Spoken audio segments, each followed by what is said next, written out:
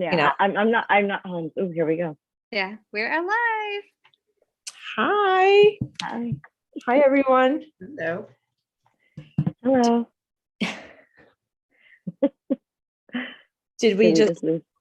I think she's going on mute, but we could just start because I think we're live on YouTube, right? So Okay, yeah, sure. Yeah, let's go. Let's do it. do you want to introduce me, Mona, and then I'll introduce I will. you? I will. So I want to introduce to you guys today our wonderful friend and debut author, Namrata Patel. And as I'm going to read her bio, but just as a side note, we're all so super excited that her book is coming out, and you guys should follow her on social media and get a look at that cover. It is gorgeous. It can't come out fast enough. Anyway, so Namrata Patel is an Indian American writer who lives in Boston. Her writing examines diaspora, dual cultural identity among Indian Americans, and explores this dynamic while also touching on both the families we're born with and those we choose.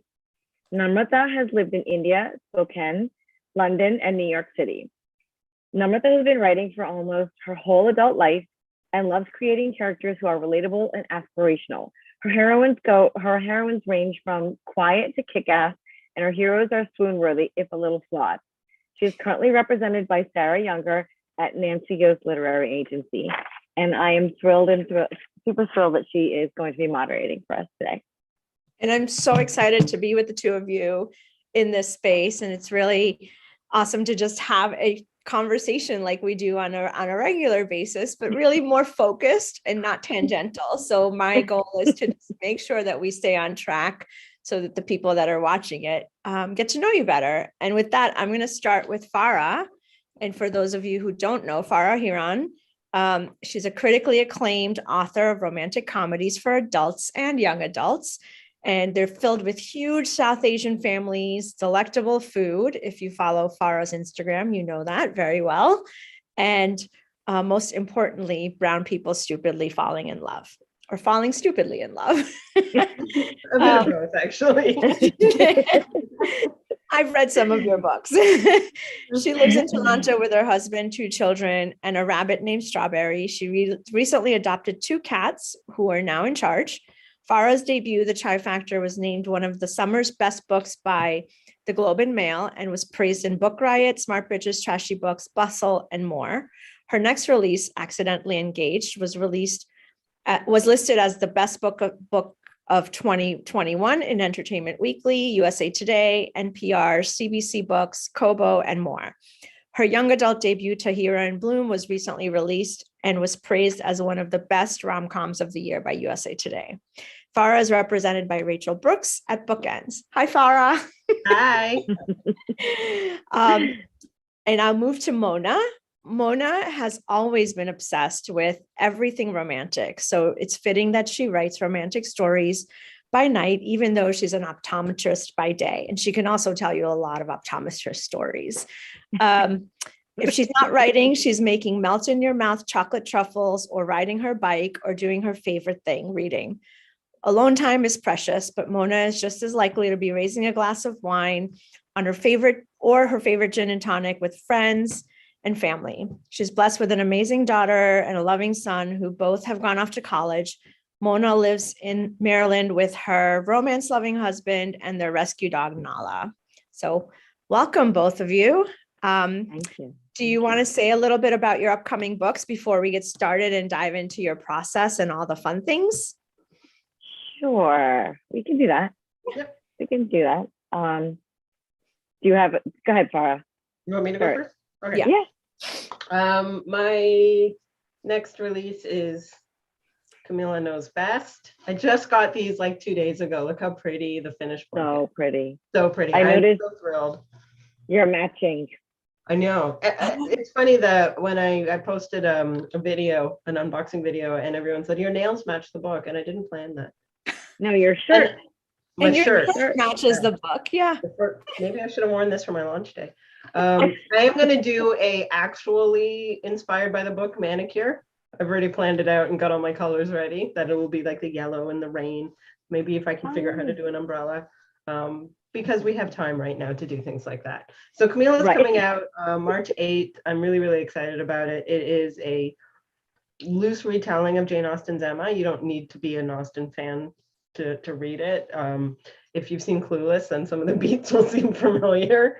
But it's about a fabulous, amazing Camilla who has tons of friends and who has lots of parties and everybody loves her.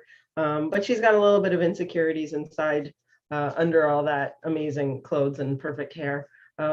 Camilla is coming to face her insecurities when her secret nemesis comes back into town after being gone for a while. So she's feeling a little, she's feeling that she's unappreciated, and she's realizing that she probably has very strong feelings for her best friend. So it's Friends to Lovers, slow burn, and I'm really excited it's coming out soon, finally. And Super excited a lot for of it. people would want to know, are there any animals in your book? There are. You're saying that because you've read it and you know that it's, so there is. So that's Darcy. That's Camilla's, Oh, if I can get that. yay. That's Camilla's dog, Darcy. And that is only one of, I think I counted how many named dogs in there. It's an absurd amount. There's a lot of dogs. Darcy and Lizzie are the, Darcy's best friend is Lizzie. And then there's Potato, who is my favorite dog in the book. And there's a lot more. So I don't have dogs. I have cats, but I grew up with dogs. And to me, that's like the ultimate comfort thing is whenever I feel like I need something to make me laugh, I'll watch a dog video or remember my own dog or go to a dog park to watch dogs. So it was kind of a comfort thing to put dogs in there. And I just kept throwing more in. Yeah. It's just a little tease for readers to go get their own copy or go get order their copy, because there's I will just say 2 words: puppy parade. And then I'm going to move on to Mona as a tease. So Mona, tell us a little bit about your latest release. So this is my latest release that came out in at the end of January, and it is the first book in my Once Upon a Wedding series that I just started with, special edition. Now it is going to be a series of books, but you don't have to read them in order. Each book is going to be standalone, and the Once Upon a Wedding is basically because every book touches a wedding somehow. So in this book, our main characters, Anita and Nikhil, were married and then they divorced. It's been about 3 years since the divorce, and now Nikhil's younger sister, Tina, is getting married. And it turns out that his mom never told anybody that he was divorced, like anybody, like her friends and family. Nobody knows really that he was divorced. And so now everybody's coming for this huge 5-day wedding celebration for her daughter. So she goes to her ex-daughter-in-law and says, hey, here's an offer you can't refuse. I will pay for some of your law school if you come and pretend to be married to my son for 5 days. And on Anita's side, she kind of needs some money for a number of reasons. And so she's like, 5 days, a year of tuition, how hard could it be? So anyway, so they go ahead and then that's their story. So it's fake relationship, confined, forced proximity, because they have to pretend to be married. So they have to share the same room the whole time that they're there, and they have to act like a married couple. And it's also a second chance, just because obviously they were married and now they're giving themselves a second chance. And as a little teaser, I just got for book 2, which comes out in June. That is so it's Anita's brother and Anita's best friend. So my best friend's brother, my sister's best friend, is the trope in that one. And they're both chefs. And I literally just got the cover for that finalized this weekend. So I will be doing a cover reveal on Instagram probably in the next week or so, if I can get myself together and put it up there. So, and it's a beautiful cover. It's super cute, super pretty. So are you going to send us the cover before you do a reveal, Nam? I mean, Mona, I'm sure Namina is thinking the same thing. Like, can we see it first? Yeah. Yes. Like, what benefits does this friendship come with? What do we get out of this deal? Yes. So basically, yes, obviously my 2 girls here will definitely get as soon as we're done this call, I will be emailing them that that cover. But I do love the cover, and I will be doing a reveal for that coming up, because that's coming up in June, pretty soon. So Yeah. that's what we have going on there. So Mona, I'm going to continue with that because your books, you have like so many characters, right? You have like a families and there's so many people that are just like alive in your books, not like living, but you know what I mean? They're rich characters, right? Even though they're extensions of your heroine and hero. So how do you think about like your writing in terms of like navigating the tropes, but also making sure that there's like a rich family and culture around your hero and heroine, and how does that like fit with the types of stories you want to tell? So I think that it fits because that is the story that I want to tell. So I feel like that, you know, there's always that sort of when you're young and like, 18, 19 or whatever, there's that romantic notion of like us against the world type of thing. But in reality, it really isn't us against anything. It's us and our families, right? So I don't think that any couple, as much as they love each other, live on an island by themselves, unless they actually live on an island. So they came from somewhere, right? Something influenced them. They found each other. So they've literally brought themselves and their surroundings together. And I think it comes probably a lot from my own life, right? I've been married to my husband for almost 29 years, but we've been together for 30 plus years. I've literally known his sisters since they were 13 years old. He's known my brother since he was 14 or 15 at the time. So our families, like our relationships with each other's families, are really almost independent of the fact that we're married at this point, because we've known them for so long. I go away with his sisters without him all the time. And so, and parents as well, like, his parents are just lovely people, and the extended family and everything. And I feel like that is just real life, right? You don't exist just the two of you. And so when you are getting together, there's more, not that you consider it, but there are these other factors, right? And if you have your found family of like your best friends or your guy friends, like Devin has two guys who are his closest friends, and he's known them, I don't even know how long, like since high school type of thing. And, because I entered the picture, they, once I entered the picture, they have these stories about when we were just dating and starting to get together. And, so it's like this history, this shared history that we have, and it just makes our lives richer. And I feel like it makes your characters more believable and more richer to have those influences in there. And a lot of times it comes to motivation, like, in contemporary, there has to be something keeping them apart. It's not always the family, but it is something that's influenced by, your background. Yeah. Farah, I'm going to change a little bit. You have a cast of rich characters as well, but one of the things that I notice a lot about your books is like your setting. Like you are in love with Toronto, and it really comes alive through your books. And is that like a choice that you've made that's intentional, or is it just because you love Toronto and you want to put your characters there? It's kind of intentional. I do love Toronto. I love living here. I've lived here my whole life. I would very much like at some point in my life to live somewhere else, because I'm now very old and I've never lived anywhere but Toronto. But a lot of it is just that I feel like that I really like urban stories. I've always loved stories set in cities. I'm not really, I've written a small town, but that was YA, but I'm not really the small town kind of person. And I feel like Toronto's kind of gotten like forgotten as one of the cool urban places in North America. Books are always New York City and or LA or Chicago or something. And Toronto is just as cool if you ask anyone that lives here, or anyone that's been here. So I feel like it's often forgotten, the Canadian kind of the polite Canadian place. But I hate to just say it's easy, but it's easy. I live here. I can make my books timely by describing what the city is like right now. And I feel like I can add that texture of, it's funny that Mona was talking about realism, but having a realistic urban experience.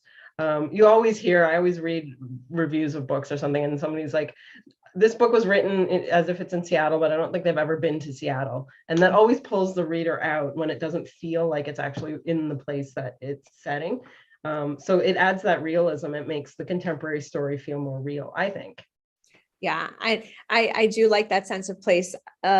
Different from you, I've lived in many different places, and to really feel immersed in a city through a book, and I've been to Toronto, so I have some reference points, but I've never lived there long enough. But it does feel immersive, that you can pick out the stores and the area and the shops. Stores and shops are the same thing, the streets, to be able to say, oh yeah, this is recognizable, even though it's a fictional world that you've created. So and I think it's more than just the physical landmarks. One of the things that I really love about Toronto is the diversity here. A lot of times people say like, oh, I love the way you have so much diversity in your side characters. Like my main characters tend to be South Asian, but my side characters are a little bit of everything, different races, different religions, different socioeconomic statuses. And a lot of people think that they're like, oh, I really love the way you have all that diversity in there. And to me, it's just like, well, if I live in Toronto, if a person lives in Toronto, it's like that old thing that people like Friends would never really happen because that many white people in New York City isn't realistic. Well, that many white people in Toronto is far from realistic. Like this is a very, very diverse city. And when I'm writing, especially my YA books are set in the part of Toronto I live in, which is the most diverse part of an already incredibly diverse city.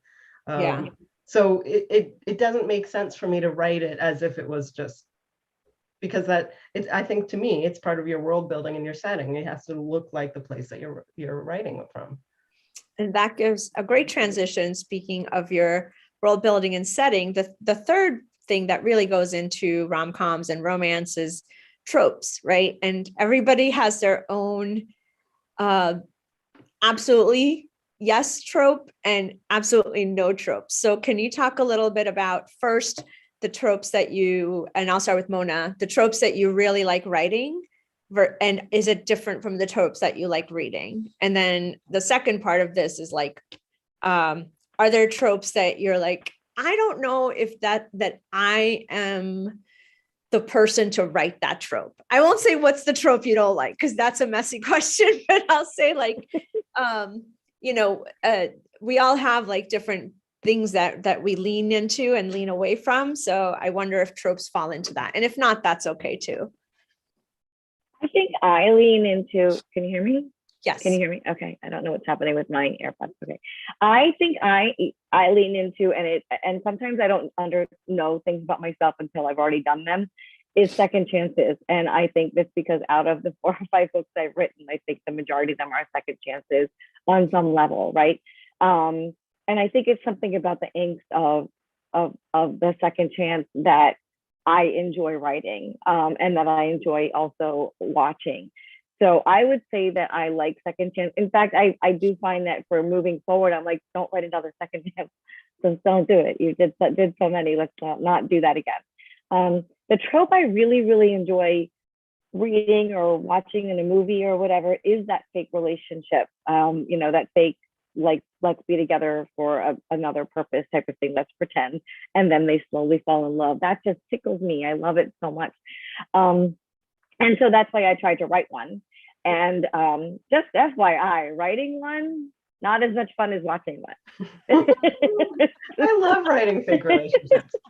It was so challenging because I was like, why are they not together? Like, honestly, scratching I mean, the fact that it's challenging Farah knows, because Farah's one of the people I cry to when I'm like, I don't understand what's happening anymore. You too, Nam, right? So it was a little bit more challenging than I was like, oh, I love this trope. Let's write it. That's not to say I wouldn't write it again. I did end up writing it and enjoying it. So I think I do like those kinds of, I think those are a little more angsty because you have the people in that forced proximity, they can't get away from each other, right? If you set it up, like they can't get away from each other. And so you're going to watch them kind of fall in love and then think that they shouldn't be in love, but then they really want to be, and that whole thing. And I really do love that. And in terms of what was the other question? Like, what would I not like the write? Tropes that you sort of stay away from, either you don't feel like that's the right trope you want to write, or it's just not, it wouldn't be enjoyable for you to explore. the one that comes up to the top of my head, and I honestly I've never really read one, because probably I'm a little apprehensive, is that like that stepbrother, stepsister type of thing. And I'm not really sure why. It just never appeals to me. I guess because I always feel like you feel like they're brothers, or I guess it would have to be done like when you were much older type of thing. So it would depend on how that trope was set up type of thing. Yeah. So that would be one that I'm like, I don't know if I'm the person to do that. Like, I don't need to. There's so many other fun tropes out there. And I mean, although that being said, that next one that I'm doing is a brother and a best friend who like they grew up together, but he liked her from the beginning. So Yeah. yeah. I will say so- that the 5-day marriage, one of the things I really enjoy about it is that give me a good angsty second chance, like Marriage in Trouble to that Happily Ever After. That's just like, so I love reading that. I love reading anything Yeah. where it's like a couple fell apart, then they're, got together for some reason. And then they're like, oh wait, I remember you. Like it is just, it's just so fun to read. Yeah. So Farah, how about you in tropes? Because I love you read fake quite a bit. relationship. Yeah, I love fake relationship a lot. Accidentally Engaged was a fake relationship, and I just absolutely had the most fun writing it. And then the book I'm editing right now, which will be out at the end of the year, unless something goes haywire, which is I keep saying that because I don't have an actual date set in stone yet. So I'm like, it will be by the end of the year. I just don't know when. It is, and the title will be announcing soon, hopefully. But it is also fake relationships. And it's so strange to have a book that I can't talk about when it's coming out or what the book is, and yet I'm still supposed to promote it. There's a book. But I can talk about the tropes. The tropes are fake relationship and also kind of opposites attract. And I don't even know. There's a lot in that book. So that's another fake relationship book. The tropes that I really like to write is that forced confinement. And it's cheating a little bit because I like to write it because it's so damn easy to write. If two people are stuck together all the time, you don't have to think of reasons why they're together, right? They're like in Accidentally Engaged, he lives across the hall. So I didn't have to think of like, okay, why are they bumping into each other this time? So I love writing that. It just makes the chemistry kind of go a little bit easier. And then I love fake relationships. The Second Chance Love is one that I've written a few times, especially for shorter stories. Because I feel like you can get into the emotional attachment right from the beginning. So that's one that's kind of cool to write. And then I don't know about ones that I would not write. I'm not big on alpha heroes, and I don't know if you would call that a trope or a character trope. I don't have an issue reading them. I think they can be done really well. I tried writing one once, and the guy did not end up being very alpha, not at all. So I would. I think I'm weird. I'm on one hand, I'm very much a realist with my books. They're rom-coms and they're pretty silly, but I try to ground it in reality. And if a guy is going to be alpha and controlling, is the way I often see it happening. I get that that's what some people want, but I'm like, what the hell is she doing with this person, or why? Like, that's not attractive to me. So I do have trouble writing it. So I think that would be. And then when you talk about alpha, I think about the more niche ones that tend to have an alpha hero, like anything military, bully romance, mafia romance. They tend to have the very strong alpha hero in it, and that's not for me. Yeah, I do think like there might be in the next 5 years like a redefinition of alpha, just because how our world is changing, and there will be still books for people who enjoy that. But I think like there's also going to be, I don't know, a little bit of a less definitive line between alpha and beta, and more like wavering in between. I'm like you, Farah. I try to write alpha, and they always like the female character always or the heroine always becomes the alpha, and I'm like, how'd that happen? Like, yeah, we just had this conversation the other day, Farah. Yeah, we did. We just talked about it. I can't write an alpha either, and I think she said it exactly well. It's not. I think it's what I'm not attracted to, so it's hard for me to like write him and then have any kind of woman be responsive to it.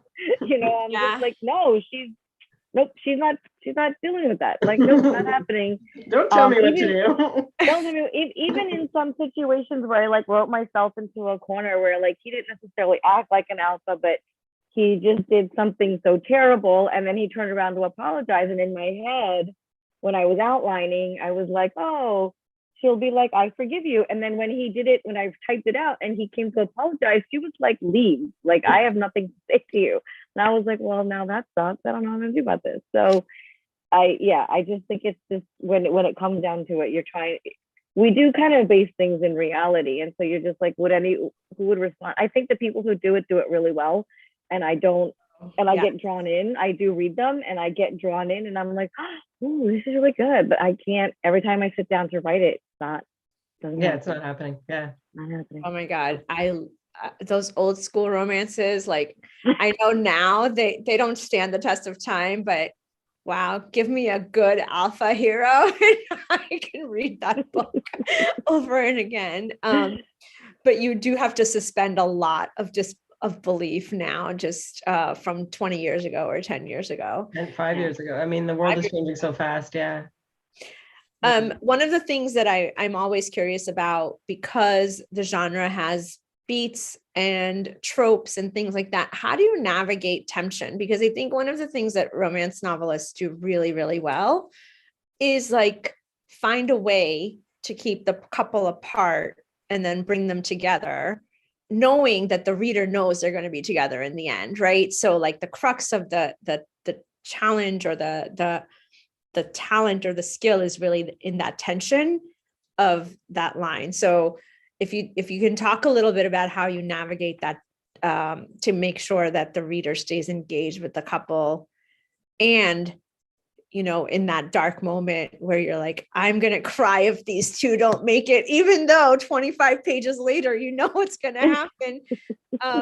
It's just impressive to me as someone who that's one of the bigger challenges in romance writing for me. So can you talk a little bit about that? For me, I feel like it all goes back to backstory. Like it goes back to this couple's motivations of who they are. Like why is their story starting here? Like whatever your opening scene is, like why is their story starting here? And what is the backstory?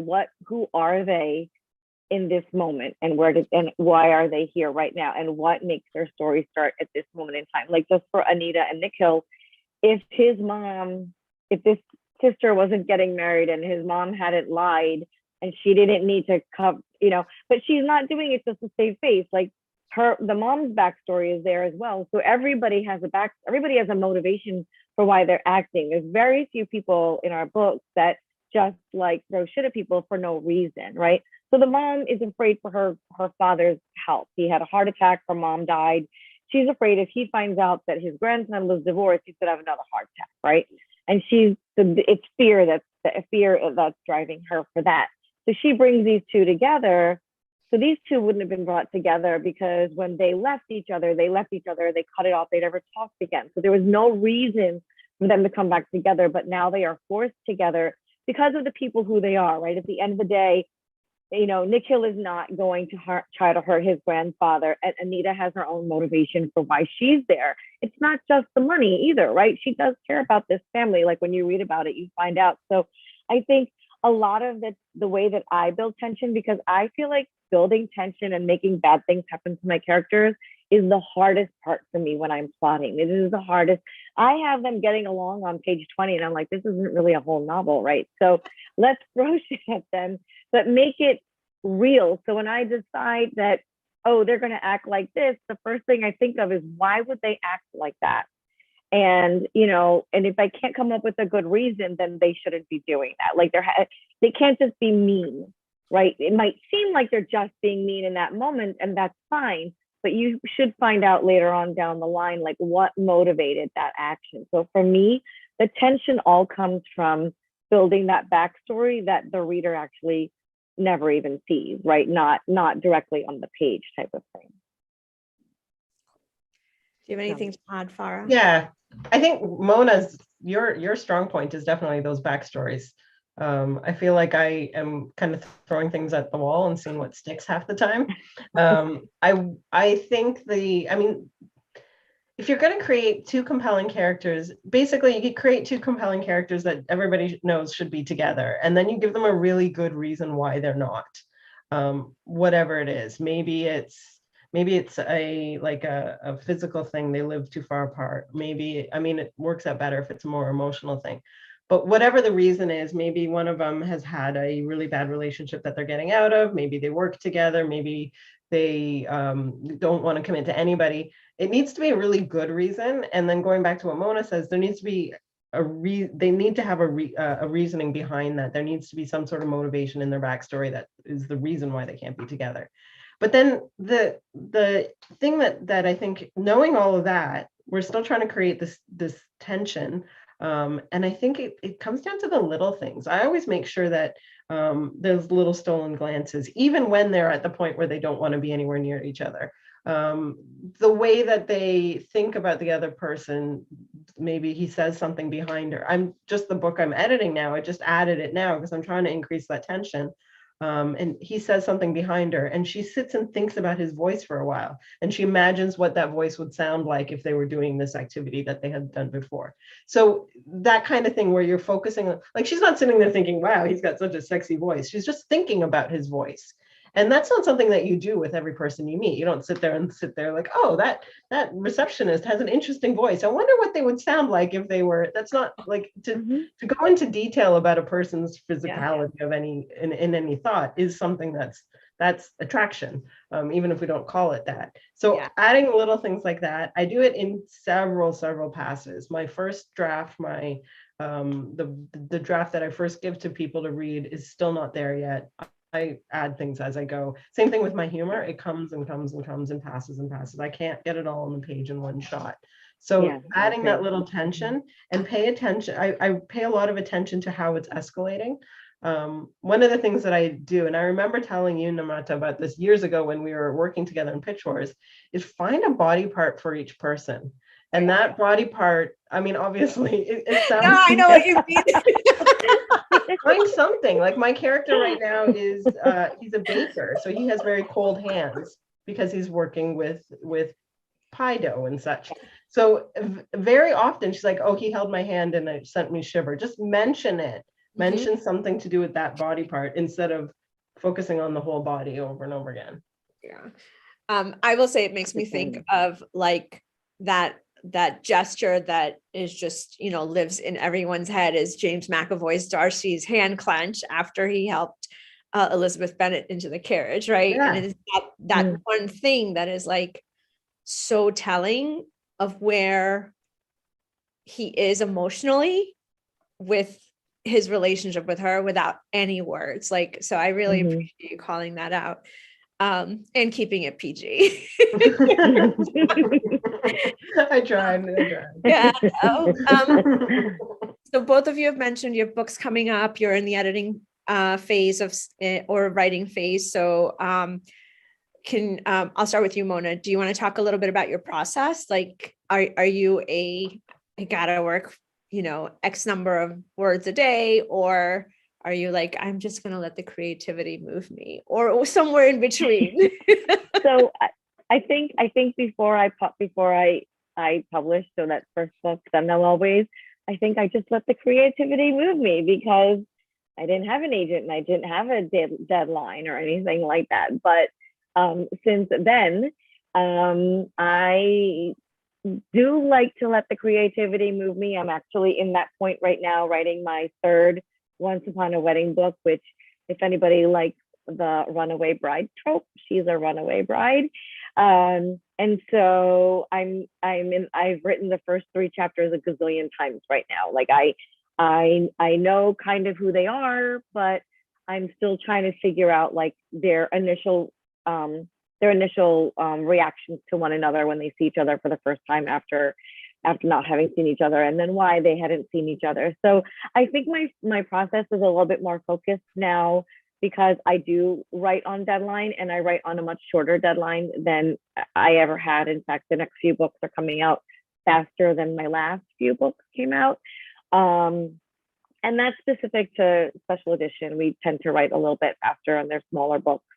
I don't think writing a smaller book, a 60,000 word book, is any easier than writing an 85,000 word book. I feel like it's the same book but less words. So, but yeah, I do make myself sit down, or I make myself think about it. Like sometimes I'm in that phase where I had to remind myself that just because I'm sitting in front of my computer, it's okay if I stare into space for a while. Like that's working.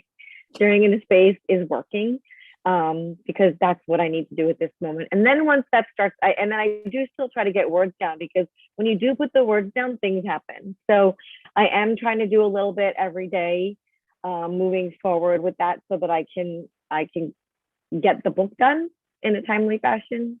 I have a loose outline. I thought when I first started this whole thing, I thought I was a plotter, and I swore I was a plotter, and I wrote things down and I made a timeline. I am not a plotter. I think I am really a pantser, because in my heart, what I need to know is I need to know who these people are. And once I know who they are, I can write them. But sometimes I have to write the whole thing before I figure out who they are. And that's not something that I thought, like, when you're new to this, I was like, oh, everybody, all writers know what they're going to write when they sit down. They know their characters and blah, blah, blah. And I had no idea. I'm like, how do people know? And then I started doing it, and I started talking to people, and I learned that some people are like me, and they don't know really who these people are until they've at least written one draft. Yeah, I think there's the whole excavator, archaeologist versus architect, right? Kind of thing. I will say, Mona, I need like all 85 to 90,000 words to tell a story. I don't know how people can do it.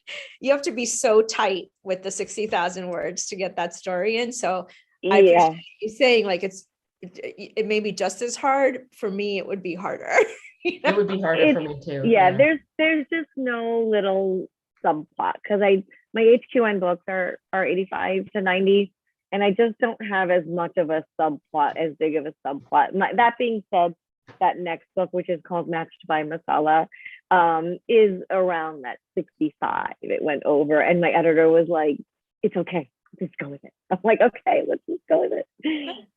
So Farah, what's your process like? Are you an architect or an archaeologist, or I don't know, maybe a construction work, just with a hard hat? With a hard hat, yes. I'm a conspiracy theorist. That works. I don't have a process that I keep saying. I always tell people I don't have a process, but I kind of, like Mona, everything changed when I started writing like on contract and having to get books done quickly. These days I've been finding myself thinking of books that will be easier to write, and I don't mean that the book is easy, but I try and think of a structure that I can tell the story in within. So I'm not trying to excavate a story from nothing. Because I think I am much more of that kind of discovery writer. I don't know my characters at first. I definitely don't know their backstories all. A lot of it just comes out as I go. But at the same time, I have tight deadlines, and I have a ton of books on contract to get out. So I do a lot of thinking. And one of the great things about writing a book on contract is hard, because you have to give them a proposal and then write the whole book. And how do you know what the proposal is? But the proposal I gave for my next adult books, I gave the proposal after I'd already been thinking about them for months, 3 books. And I spent a long time thinking and mulling.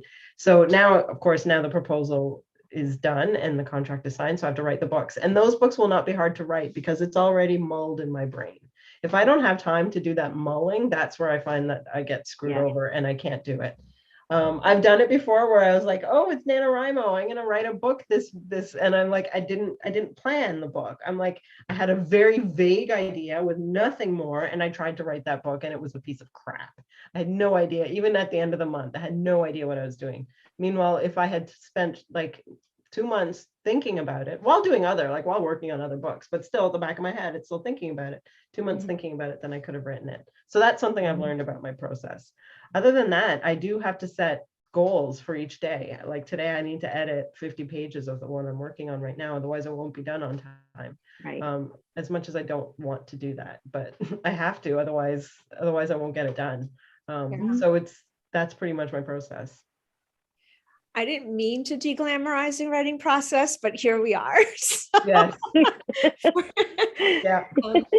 as both of you talked a little bit about like writing before you signed or writing before you had a contract, like what do you feel, or how do you feel as a writer has like changed for you on the inside in terms of how you approach books from that before time to the now time where you have contracts and you have a commitments for future books, and that there is like a career sort of mapping out for you as it goes, versus before when it was just an idea or a dream or a whatever your goalpost was, right? Like, do you see that change in you as a creative person?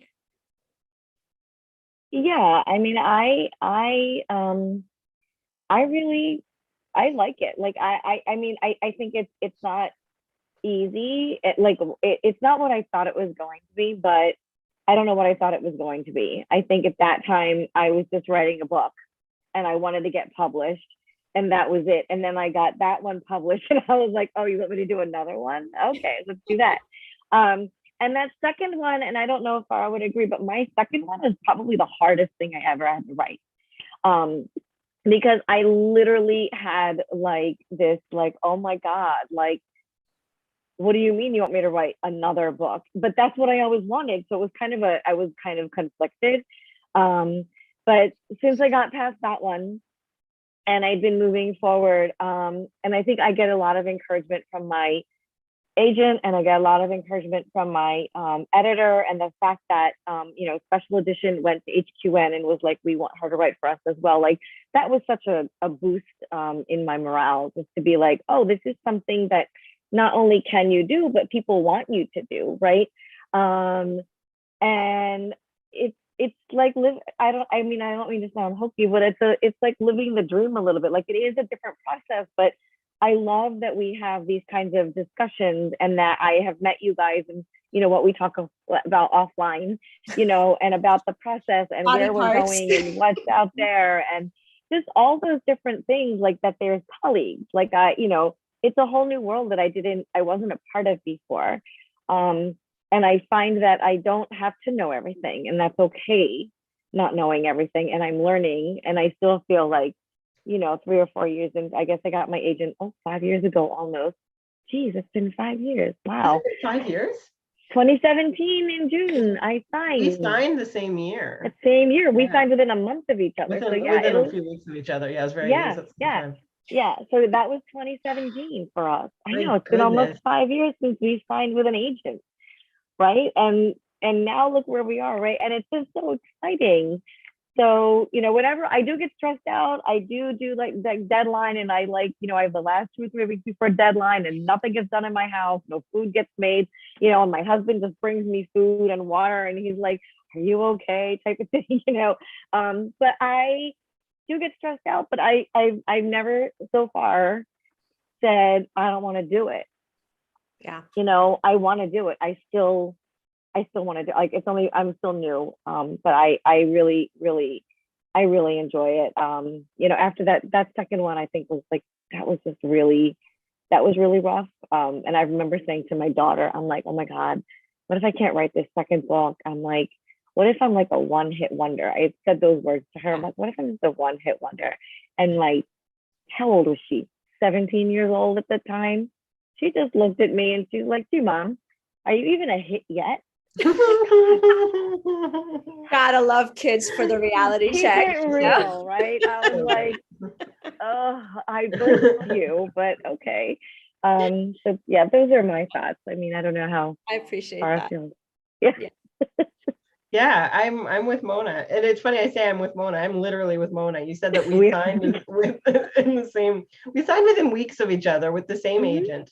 And we met, I'll never forget. I don't know how much you remember this, Mona, but we went out for dinner, just the two of us that year that we This is signed. this is our meet cute. Disney. Yeah. Yeah, and so the two of us, everybody else was going to publisher parties, and we were like, we didn't have publishers then, we had just signed with an agent. So the two of us went out to a brewery, which is very on brand for me.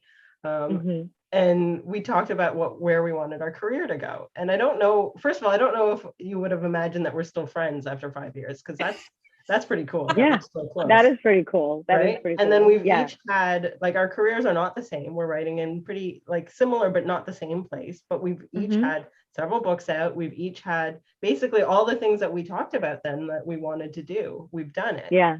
Yeah. Which is pretty Your cool. conversation was like a vision board. It but with was. words. It really was. It It really was. was, because our actual meet cute, we were standing in line to register for that conference.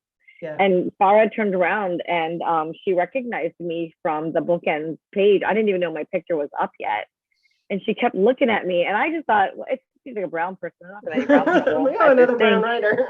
I was just like another brown writer. So we start chatting and she's like, you're with bookends. And I The was same like, agent as me. Yeah. I was like, what? Like, how do you even know that? And it was just fun because we were literally two Indian, like Gujarati girls who just signed with the same agent. And so yeah, we went to the agency, I think, cocktail party, and then that was it. So I still remember that dinner that we had. Yeah. I don't remember exactly what we said, but I believe you. But I do love the fact that almost 5 years later, we're much better. We're good friends. Like, Yeah. like she's, I can count her as one of my people to go to when I need something. So, and I have many times.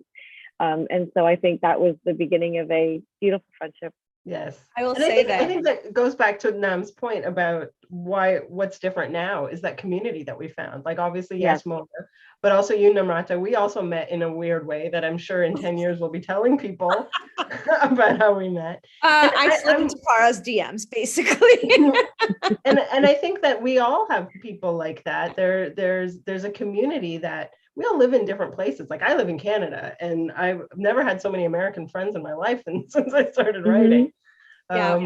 And I think that is something that I wouldn't want to let go of. If I stopped writing, then I'd lose my writing community, and I'd lose that feeling of belonging in a place, and not just belonging with our South Asian friends, but within the greater rom-com area, in the and it's not, I know that a lot of people think that it's elitist or whatever, but people that have been through this very weird thing that we're going through. Publishing is a very weird industry. I've worked so many different jobs before. I've had like 3 full-on careers before this one.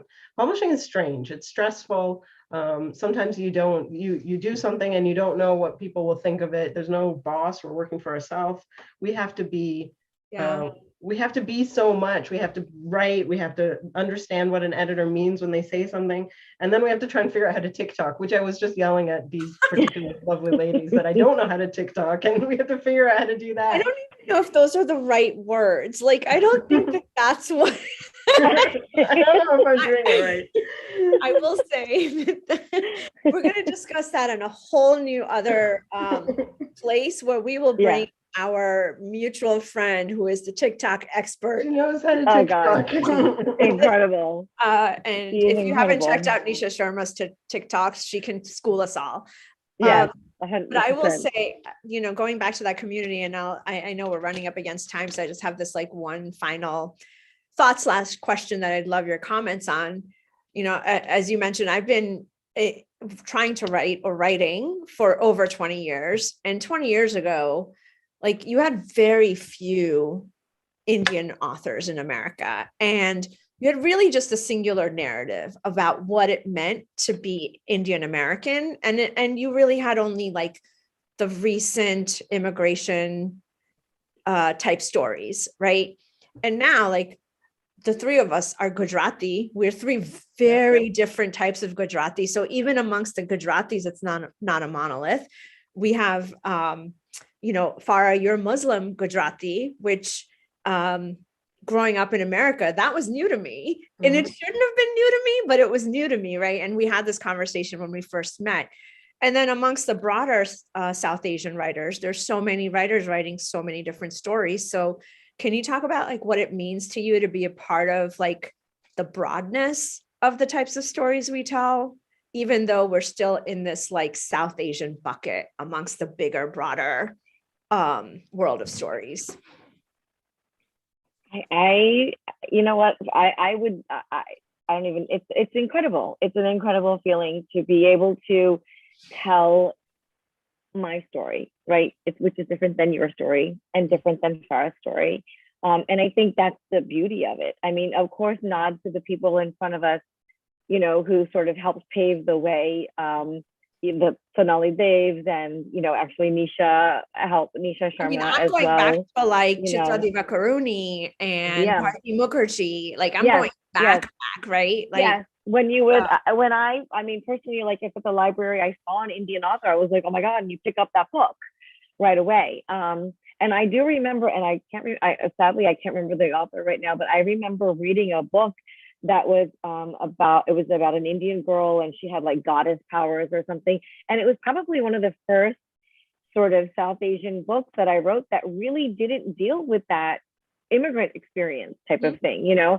And to be honest, when I was younger, I always wanted to write, like, you know, writing was in me. I just didn't start it until 10 or so years ago, but I always thought I was going to write that immigrant experience. Like I didn't know what else I would write, you know.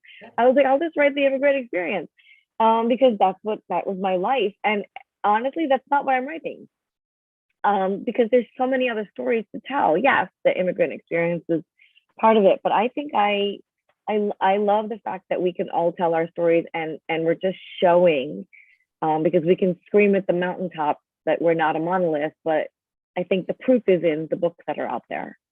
Yeah. You know, with our names on them, and our very different stories, right? yeah. Yeah. Anything Farah? to add, Farah?